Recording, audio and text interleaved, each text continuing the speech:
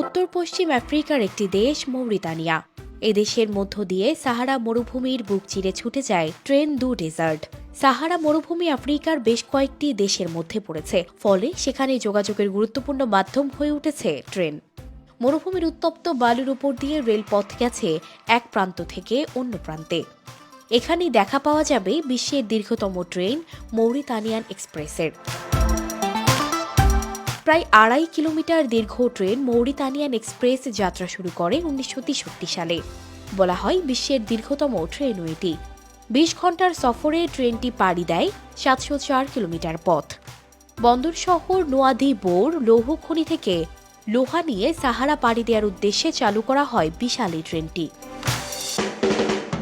এর মাধ্যমে বেশিরভাগই আকরিক লোহা নেওয়া হয়। দরিদ্র দেশ মৌরিতানিয়ায় খনিজ সম্পদ অফুরন্ত। মাটির নিচ থেকে আকরিক লোহা তুলে তা ট্রেনে করে অন্যত্র পাঠায় এই দেশ। ৩ থেকে ৪টি ডিজেল লোকোমোটিভ আছে এই ট্রেনে। ট্রেনের এক মাথা থেকে আরেক মাথায় হেঁটে যেতে সময় লাগবে প্রায় ৩০ মিনিট। ২০০ থেকে ২১০ ফ্রেইট বগি রয়েছে ট্রেনটিতে, তবে যাত্রী বহনের জন্য রয়েছে মাত্র একটি বগি। সাধারণত মরুভূমির দূর প্রান্তিক অঞ্চলের মানুষেরা এই ট্রেনে সফর করেন।